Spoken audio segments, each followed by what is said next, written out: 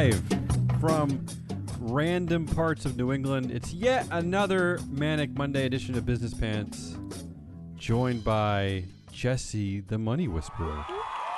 You get me, because Matt's out. Matt's out. Ari's on a very lovely maternity leave. You saw I met Miles. The new addition Saturday. to the Free Float family, yeah.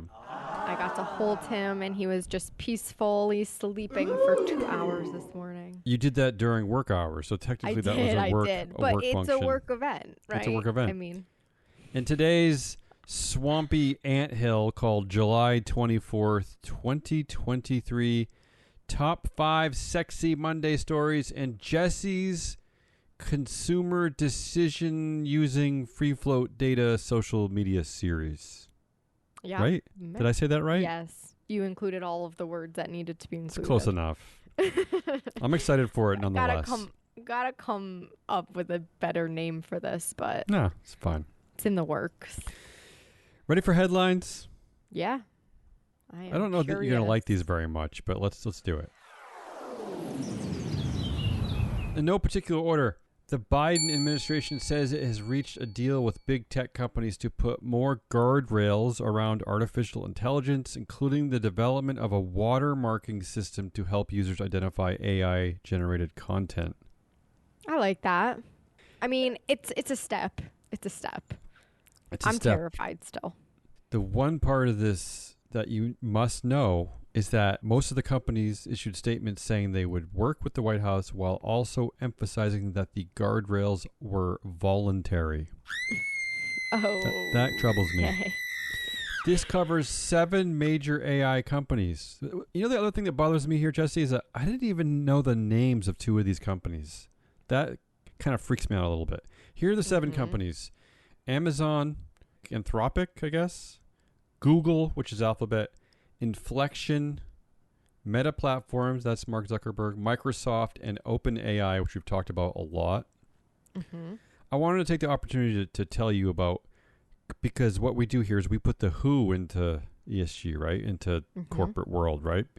Yeah. And that's what none of these stories ever talk about, is like, who are these people running these companies, right? Because you can get away with just calling yourself a name and hiding behind the name. Okay, so I went over every company. I looked at some of our data. I trolled the internet for more information. In alphabetical order, Amazon. We know Amazon because that's a dictatorship run by Jeff Bezos. 73% of the influence controlled by Jeff Bezos, according to our data, Free Flow Analytics. So whether he wants to or not. Yeah, right? That's the important takeaway, right? Is that essentially the Biden administration is relying on Jeff Bezos to make a decision whether he wants to put up more guardrails. Anthropic. Have you heard of Anthropic? I've never heard of that company. Here's what makes me absolutely crazy, is that there are 7 companies big enough to go to the White House to be a part of this, and yet, you know, some of them are kind of mysterious. I went to their website. They wouldn't even list who the leadership is. Like, they don't even tell you who is running the company, which I find absolutely nuts. They have a Maybe it's just AI running the company. Sure. They created it and then they bowed out. But at least tell me that, because then I can stop looking around. They have part of the website is their constitution, which is kind of laying out a lot of the principles that they believe in. And even in that constitution, they keep saying we. They use the pronoun we, like we developed this, we wrote this, we did this. But truly, the audacity, the nerve to do all this, which could really just change our universe, and they don't even tell you who they are. It makes me nuts. Would you want to see like credentials, or would you? I feel like names wouldn't really. It's a start. It is, because you could research them, but it might even be better if it put like what they've studied. Hopefully, some social sciences. I want to know as much about these people as possible. Let me make the decision about what I think is important. Yeah. I did find, according to the website craft.co, that Anthropic is a company that is co-founded by 4 white dudes. I'm sure you're not surprised by that. Led by CEO Dario Amodei and also his sister, Daniela. So, whatever. I'm not... Dario and Daniela, wow. Yeah, I'm not making a subjective analysis here. I'm just telling you that I did find that it's like most of these companies, it's a bunch of white dudes. And I will say that all the co-founders come from OpenAI, which is another company on this list, right? But they could at least even tell you that on their website. They could. Sure. I don't get like how they're making money. If like, don't you have to show some authority? Like, how do you get clients? How do you draw people? Isn't your website a tool for that? I don't get it. Hey, when you're looking for money from investors, you can present yourself in any way you want. You can be as open or closed as you want. But with a public-facing website, they don't have to tell us anything, right? They should, though. That's all I'm saying. Next company, Google. This is another form of a dictatorship. This is a bro-tatorship between Larry Page and Sergey Brin, the co-founders. They control 77% of Alphabet, of Google. So Bro-tatorship. Inflection, another company never heard of. They did at least list their 3 founders online. I give them credit for that. One of them is Reid Hoffman, co-founder of LinkedIn. The other 2 come from Google. They come from DeepMind, which was a AI part of Google. So that's Inflection. It's sort of a offshoot of Google, I suppose, along with Reid Hoffman. Meta Platforms, the next one, that's a Zuck dictatorship, 79% of board influence according to our data. Microsoft, this is an interesting one because while it's not a dictatorship in any way, there is a lot of headlines over the last week that Satya Nadella, his payouts from their stock market increase due to the AI is over now $1 billion because of... So while, yes, it's not a dictatorship, it's clearly a company and a CEO driven by profit, which, is his right, but it tells you something about the motivations at Microsoft. That one of the motivations might be just getting really, really stinking rich. So I'm just saying weigh that in when you consider Microsoft. The next company is the last of the 7 companies is OpenAI, which we've talked about a lot. They also don't list their leadership for some stupid reason, although their CEO is pretty famous at this point, Sam Altman. He stated this year, Jesse, that advanced AI may cause human extinction. I read that. So there you go. That's pretty scary coming from him. So while I applaud the White House... How do you run a company? How do you run a company with knowing that that's a possibility? Well, he's been the one who's been begging regulators, begging the government for more guardrails. So maybe he has good intentions, or maybe he knows that this thing is going to run out of control and he is not going to know how to stop it. So, but he has been pushing for regulation, maybe because he's worried. Because another thing I read about Sam Altman, CEO of OpenAI, is that he's a prepper. He's a doomsday prepper. So, which means, for those of you who don't know, is that he's preparing for an end of the world scenario while also being the CEO of a company that is working to advance a technology that he thinks may cause human extinction. I don't want to depress myself too much, but I do apply... This is convoluted. I do apply the Biden administration at least for getting the ball rolling, although I wish the guardrails were not voluntary. That's all I can say, but there you go. Second story, Tesla appoints a man named Tom Zhu to be deputy CEO amid pressure for Elon Musk's resignation. So we and a bunch of other investors have been talking a lot about how the hell is this really distracted dude still running Tesla? Maybe he should step down. In fact, I forgot to look before the show, Jesse. I think I predicted that we would have our first Asian CEO of a car company, of a major car company this year. I think that was one of my predictions. So I'm feeling kind of proud about this one, that maybe we're close to that. Yeah, could be. I don't remember. I don't remember that that's your prediction. And I don't actually have proof. And even if it's true that I did predict that, why did I predict that? I don't know. Why do I even care? I don't know. Maybe Elon Musk about to step down? Next Elon Musk story, the third story of the day. Elon Musk's brother, his smart farm startup, is shutting down most of its locations and gutting its workforce. So we've been talking a lot about this recently, mostly in the context that Senator Elizabeth Warren is coming after Tesla, trying to have them answer questions like, what the hell are you up to? One of the reasons being, how the hell is your brother on the board, Kimball Musk? So while the headline refers to Elon Musk's brother, his name is Kimball. He's been on the Tesla board for it seems like almost 15 years, and he seems to be a bit of a failure. So he's a rich guy failure. He's a bit of a brother failure. I'm stuck on smart farm. What the heck is a smart farm? I guess it's urban vertical farming, which sounds okay to me. But then when I look at the operations, a lot of the locations are really in non-urban locations. It started in Brooklyn, which makes sense to me. Yes. But this story is talking about one in Grand Rapids, Iowa, and I'm trying to understand the need for smart vertical farming have a farm in the farming belt of the United States. Yeah, why not spend that money instead of your fixation on tech, which I know all the tech bros are into? Why don't we solve actual farming, real farming? Yeah, why don't we work on that?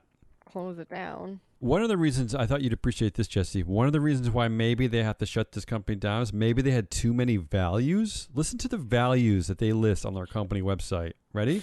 Optimism, authenticity, transparency, resilience, dedication, understanding, respect, connection, collaboration, clarity, and empowerment.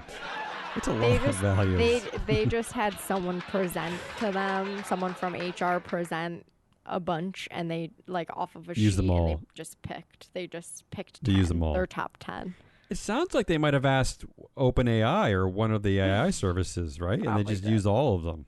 So that's what happens when you give your brother a bunch of money. I would do more. If my sister gave me a bunch of money, I would do more than that.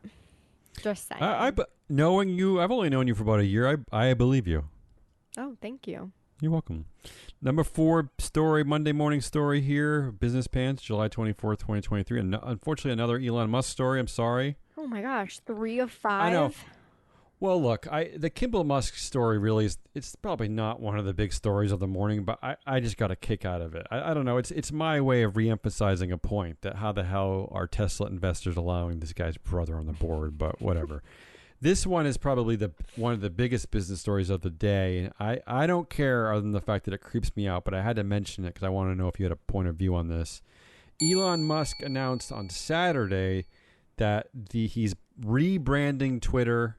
The bird logo is gone. He's replacing it with a creepy X, which reminds me of one of these Superman movies that I don't watch, but one of these comic book hero kind of movies.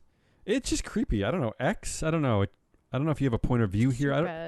But the logo is cute, and now you're just I don't know. I think it's so silly what he's doing. It seems a little early on in the process to just completely rebrand something because a lot of the people who are hanging around still using Twitter are doing it begrudgingly. So I wonder why they're speeding through to make this all about Elon. I hope they leave the platform. I really hope. I mean, he's done a lot of terrible things to it and around it, but people are still staying. So I don't know. I don't know if this rebrand will be enough, but also knowing him, you know how he's named his cars? It's Model S, Model E, right, Model yes, X. Okay. There's got to be some weird twisted thing behind the X that's going to come out later, right? Supposedly he's had a long fascination with X, since the 90s. He wanted to name PayPal X. He's just been fixated on X. You're right. I'm sure there's a more nefarious reason, but he is a guy who gets fixated on things and since he has the power, and since he builds teams where everyone's deferential to him, there's no actual oversight, that he just gets to do what he wants to do. Yeah, I don't even know really how to interpret that. I think it's silly. Just keep Twitter, but he's changed everything else, so why not? And finally, probably the biggest business story over the weekend is it's the Barbieheimer weekend, because Oppenheimer and Barbie are both two massive movies that are coming out. Barbie slammed by conservatives as man-hating woke propaganda amid box office success. First of all, have you seen the movie? I have not seen it. Are you planning on seeing the movie? No. I'm going to read you a few of the phrases from some of the quotes from some of the reviews slamming the movie for being too woke. Barbie symbolizes a culture that devalues childhood and goodness. I take a shot every time the movie says patriarchy. I'm now in the hospital with liver failure. Also, Elon Musk also tweeted that very same thing, that you should take a shot every time they say patriarchy. Okay. Someone else said they're trying to brainwash us, a man-hating agenda, a hateful plot.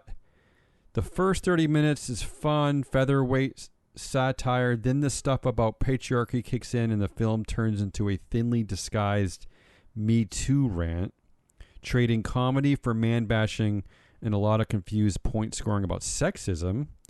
Another review says man-hating propaganda, a boring feminist movie. I love all the typos in these, by the way. I'm not even reading the typos, yeah. Man-hating hidden in glitters and hot pink. These feminists could not leave this movie alone. And finally, why does every movie try to teach me a lesson about something? Why can't I just be entertained? Jesse, I don't know about you, but after hearing all this, don't you want to see the movie now? Yeah, I do think too. We need to if you come visit. We're going to see Barbie. Actually, I was complaining how hot it's going to be, and I don't want to come see you guys because I'm just going to sit there complaining. Yeah, but that's we're gonna the sit perfect in an solution. AC movie theater. Perfect we're solution. Gonna watch this, and it'll be work. We can expense it as a work expense. So add this to the woke wars, the anti-ESG, anti-woke wars. I guess it's this first so Bud Light, Disney, now Barbie. So I dug in a little bit to the companies behind Barbie. They're in our database, awesome. Mattel and Warner Brothers Discovery. Yep. Okay. The question really should be, should anyone be surprised? Would you have guessed that these companies would make a woke movie if it is in fact a woke movie? So I'll let our data answer that. Mattel, 40% of the board women, which it's good, right? Yeah. But only 26% of the influence. So it's a pretty sizable power gap. In fact, of the 10 people, the 10 leaders at Mattel, there are only 3 women. None of them are important decision-making roles. Not that I'm not saying that communications and human resources are not important, but let's be real. These are roles that they typically reserve for women, and it's not CEO, CFO, COO, that kind of stuff. 2 dudes control 49% of the influence at Mattel. Oof. This is a male-dominated company, Mattel. That's all there is to say about it. And Mattel produces many toys. Like, it's not just the Barbie line. They have action figures and all of these things. All kinds of things. Board games, I imagine. Okay. But this is a male-dominated company. So, yes, I guess the movie might be woke, but it's not a woke company. So I'll let all the people burning Barbie dolls decide what they want to do next. I don't know. I guess if one product is woke, the whole company is shit according to them, even though it's not a company that is, its leadership is not woke, certainly. Right. And also Warner Brothers Discovery, which we've actually covered in depth on this show many times, another company that is not woke on any level. Only 23% of the board is even women in the first place. Yikes. 13% of influence. So both Mattel and Warner Brothers have a huge female power gap. And all of the important leadership roles are run by white men. Same as Mattel. All the important leadership roles run by white men. No people of color anywhere. Yep. So again, these are not woke companies at all. So I guess we should be surprised maybe that they came up with so-called feminist propaganda, whatever that means. Yeah, my mind goes to like, what was the deal? How much are they making off of this? Because why else would they do it? Besides money? I mean, they're making profit. It sounds like they're making a lot of money off of this. Reviving I will tell the brand too, yeah. I will say this, that at Mattel, as I said, that only 3 women in leadership out of 10 roles. One of them is someone with the title Executive Producer Mattel Films. Okay.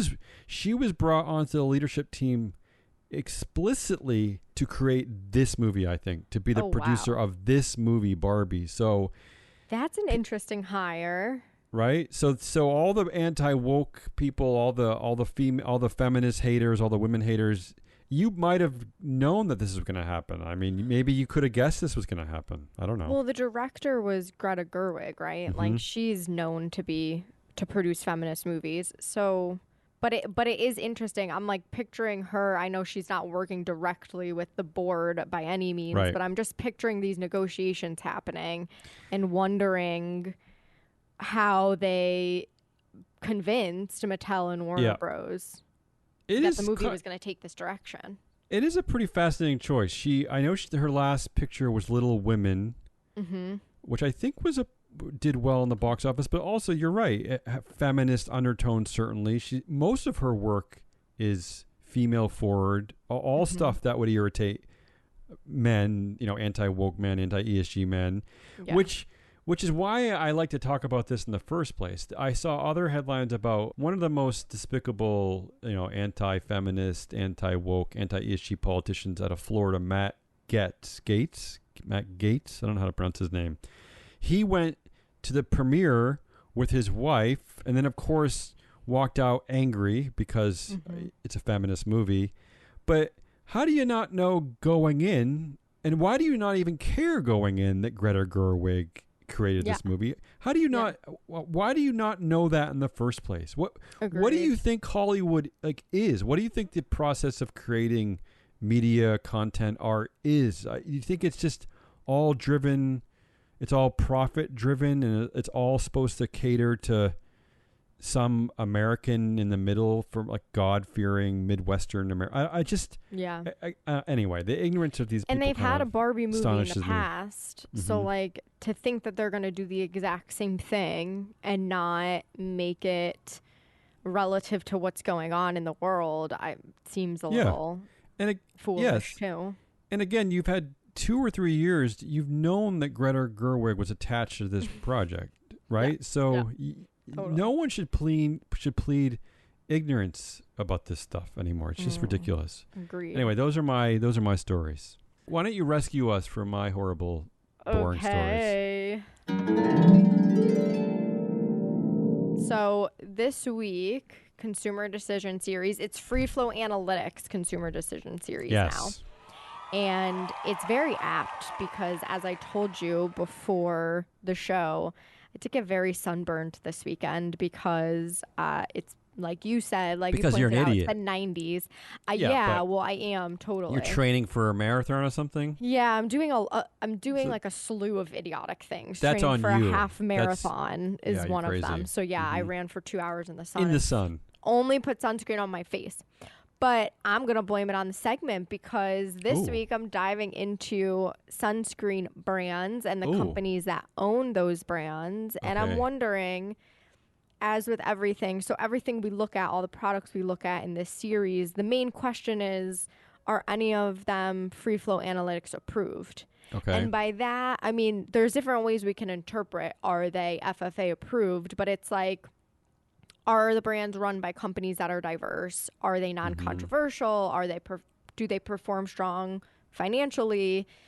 Are they providing safe and healthy products? Do they look out for their stakeholders? And those are the things I look at.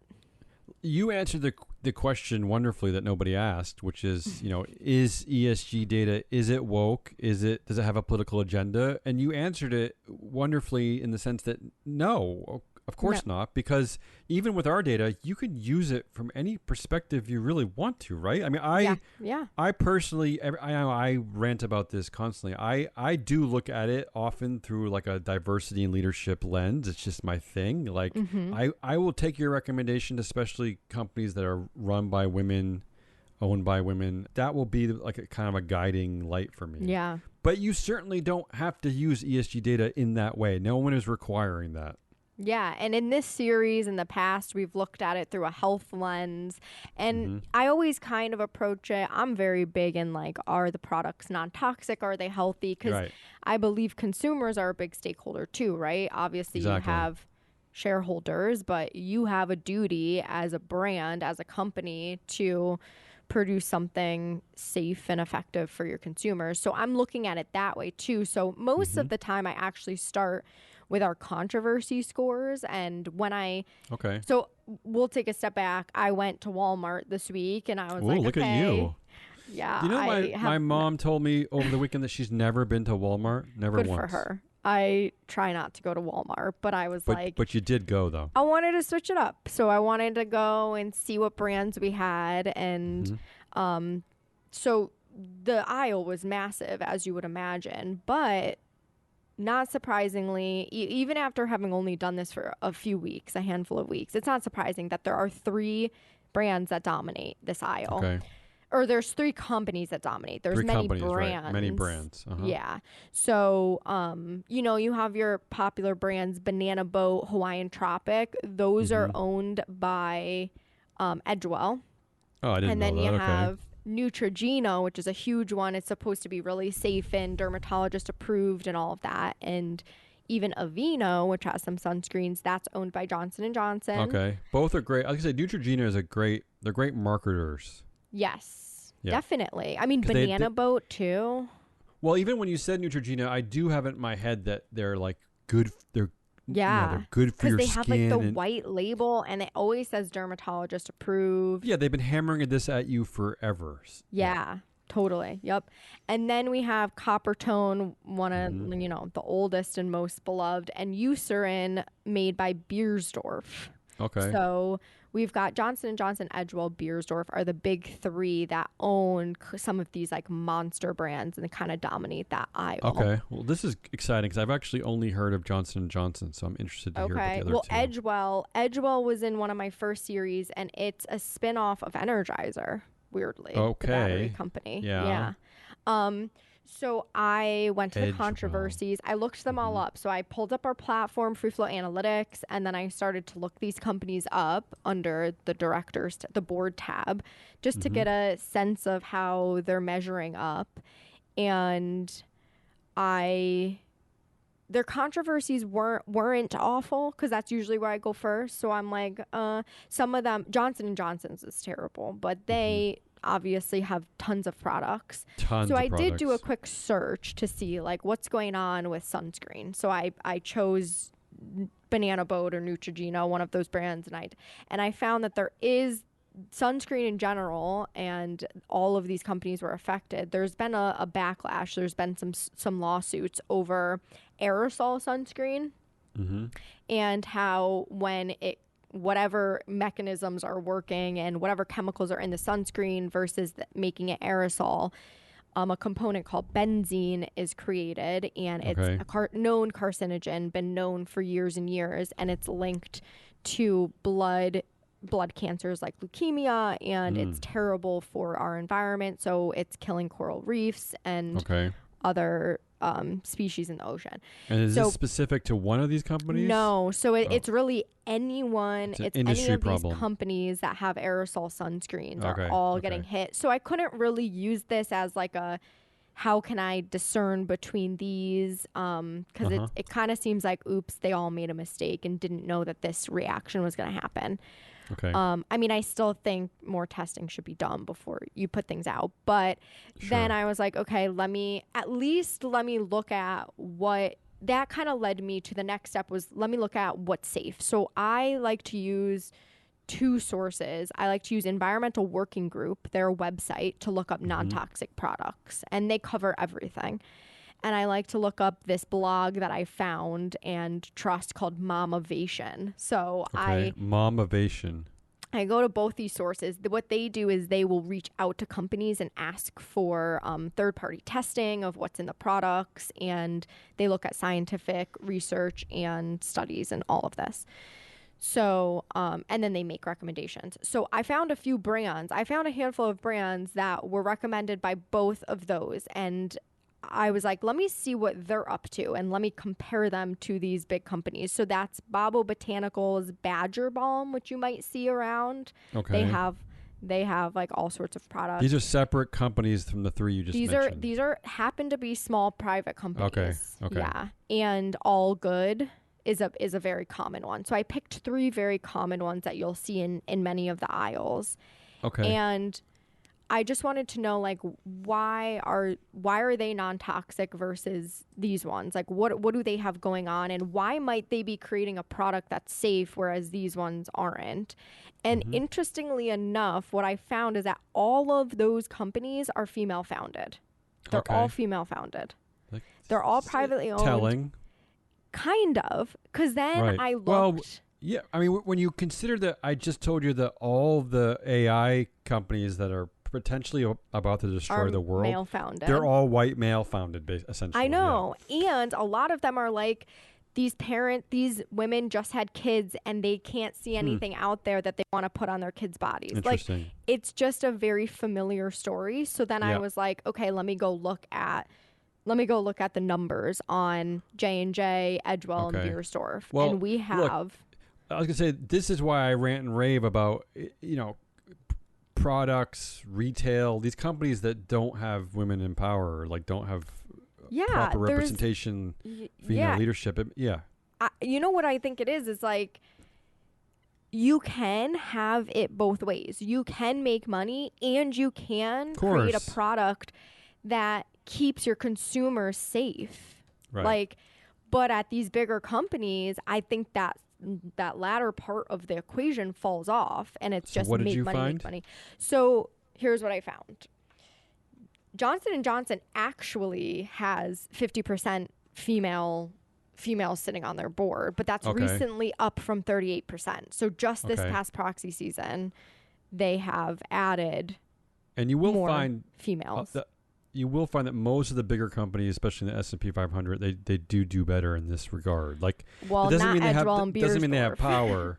Doesn't mean they have a lot of power, but they Edgewell and Beiersdorf they're S&P 500 companies as well. Not Beiersdorf is. Edgewell, I'm not sure really? about. Okay.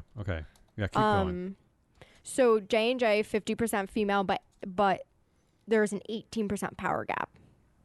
Okay. And then Edgewell, 20% female.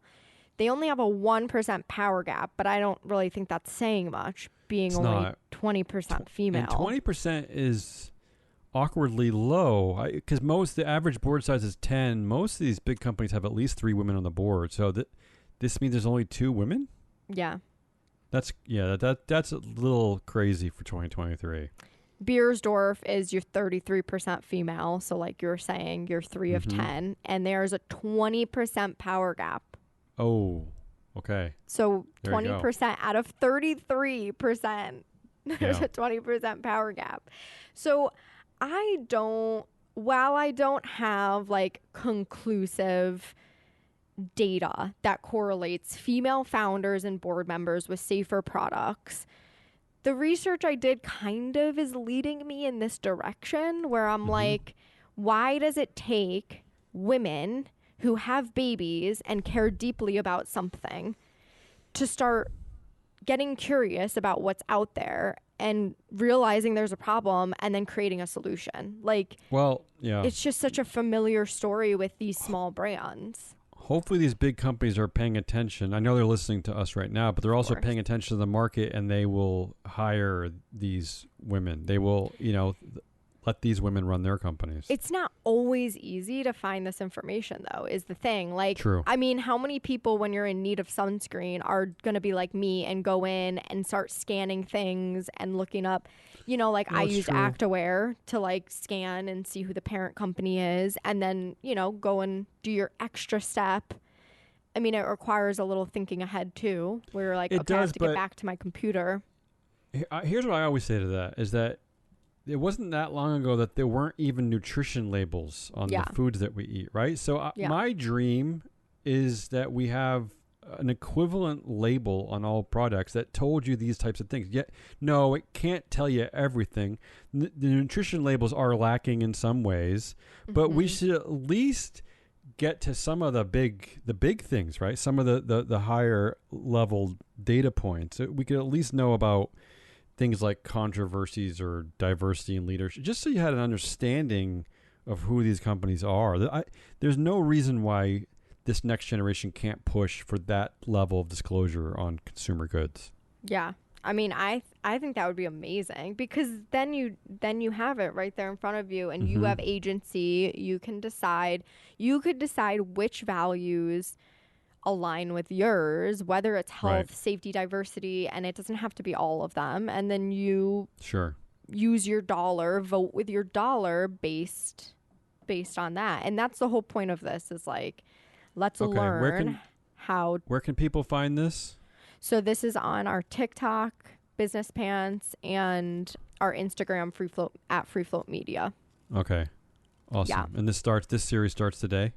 I just posted, well, it really started, I did on Friday a teaser just introducing, and then posted the first video today, and I will continue to like drip some of what I'm finding. Thank you, Jessie, the Money Whisperer. You have anything else? No, that's it. That's today's show, July 24th, 2023. Thanks for joining me, Jessie, guest star. Welcome. I want to tell the audience that on Wednesday, our Woke Data episode, we will be joined by Sean Casten, who is the U.S. House of Representatives member from Illinois. He's joining us to talk about ESG month. So tune in Wednesday to hear our interview with Sean Casten, congressperson from Illinois. That's it. That's all I got. Cool. Do you want to sign us off, Jessie? No, I wasn't. Okay, just download us, share us, go to our website, Free Float Analytics, look at our data, sign up for our talk newsletter. To us, sign up. Just be a part of us. We put a lot of effort into this. Come on, help us out. All right, that's it. Bye.